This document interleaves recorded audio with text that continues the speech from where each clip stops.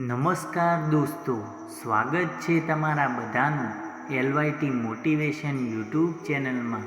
દોસ્તો, આજના આ પવિત્ર વિડીયોમાં હું તમને જણાવવાનો છું કે ભગવાન સારા માણસોની પરીક્ષા શા માટે લે છે. જો તમે આ પવિત્ર વિડીયો સાંભળી રહ્યા છો તો અંત સુધી સાંભળજો. આ વિડીયોને અધૂરું છોડવાની ભૂલ ક્યારે પણ ના કરતા, કેમ કે આ વિડીયોને પૂરું સાંભળવાથી મન ચાહ્યા ફળની પ્રાપ્તિ થાય છે. તો ચાલો વિડીયોને પ્રારંભ કરીએ. ઘણીવાર ભક્તો અને સાધકોના જીવનમાં એવો સમય આવતો હોય છે જે સમયે માણસનો વિશ્વાસ પણ ડગમગી જાય છે. ઘણા બધા એવા માણસો પણ હોય છે જે ભગવાનનું નામ લેવાનું પણ છોડી દે છે અને તે પોતે નાસ્તિક બની જાય છે, કેમ કે તે લોકો એ પરિસ્થિતિને સમજી શકતા નથી અને એ લોકો સમજી પણ શકતા નથી કે એમની સાથે આવું કેમ થઈ રહ્યું છે. જે લોકો પૂજાપાઠ કરે છે, ભગવાનની સેવા કરે છે અને તેમના મગજમાં ફક્ત એક જ વાત હોય છે કે તેમને ખૂબ જ સુખ મળે અને તેમની બધી જ મનોકામનાઓ પૂર્ણ થાય, પણ ભગવાન શ્રી કૃષ્ણ કહે છે કે સુખ તમે ભોગવશો તો તમારા ભાગનું દુઃખ કોણ ભોગવશે. એટલે જ્યારે જે પરીક્ષા આપણી લેવાય છે, જ્યારે આપણા જીવનમાં દુઃખ આવે છે, ત્યારે આપણી સાથે અમુક ઘટનાઓ જરૂરથી બનતી હોય છે. એવા સમયે આપણે પોતાને કેવી રીતે મજબૂત બનાવવા. દોસ્તો, જીવનમાં સુખ ભોગવવાની સાચી મજા તો ત્યારે જ આવે છે જ્યારે તમે જીવનમાં દુઃખ ભોગવેલું હોય. કેમ કે આપણે કોઈ લીટીને ટૂંકી કરવી હોય તો તેની બાજુમાં ફક્ત એક લાંબી લીટી દોરવાની જરૂર છે, તો પહેલી લીટી તેની આપમેળે જ ટૂંકી થઈ જશે.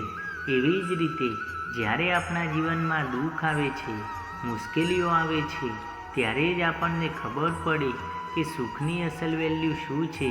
એક ભૂખ્યા માણસને જ ખબર હોય છે કે અન્નની વેલ્યુ શું છે, અન્ન કેટલું જરૂરી છે.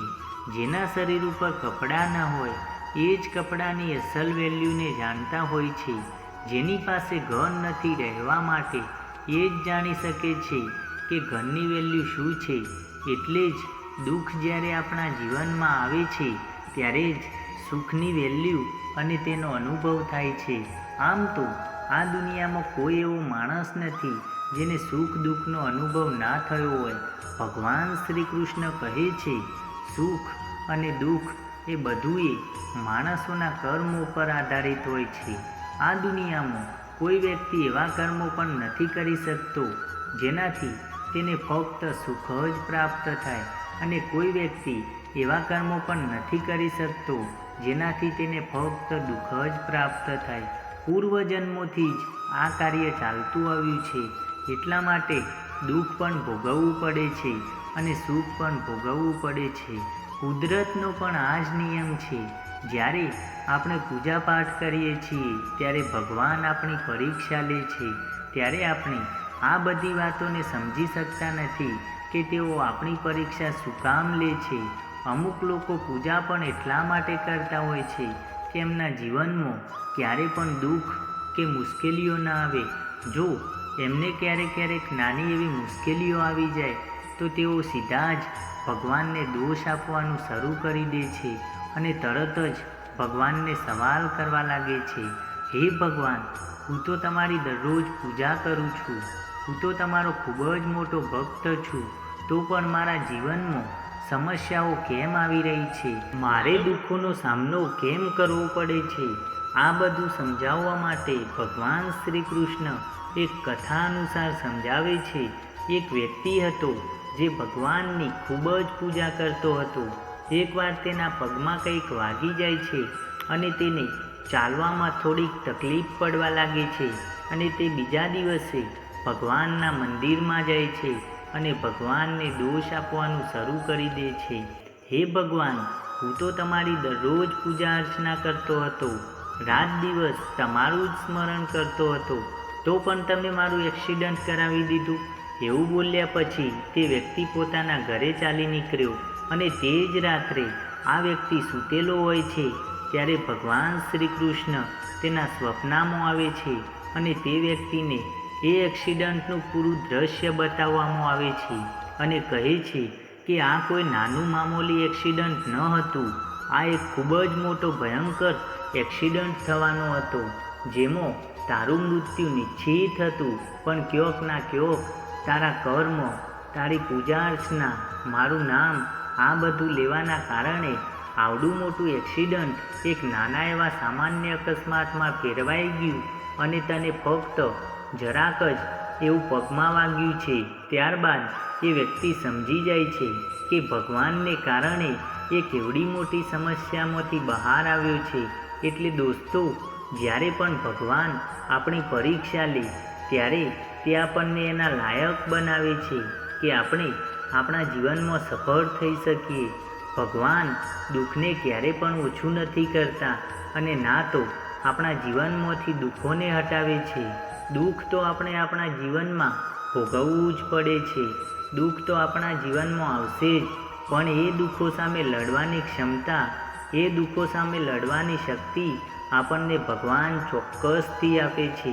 અને જ્યારે આપણા અંદર દુઃખ સહન કરવાની શક્તિ આવી જાય છે ત્યારે તે દુઃખ આપણને દુઃખ નહીં લાગે. એના સહિત ભગવાન શ્રી કૃષ્ણ બીજું ઉદાહરણ આપીને સમજાવે છે. એક વ્યક્તિ તીખું મરચું ખાઈ રહ્યો હતો. જ્યારે તેને તીખાશનો અહેસાસ થાય છે ત્યારે તે એક ગોળની ગોળી ખાઈ લે છે, જેનાથી તેને આરામ થઈ જાય છે. ત્યારે તેની બાજુમાં એક વ્યક્તિ ઊભેલો હોય છે. તે એને પૂછે છે, શું તે તીખા મરચાંની તીખાશ ખતમ થઈ ગઈ? ત્યારે એ વ્યક્તિ જવાબ આપે છે, ના, બિલકુલ નહીં.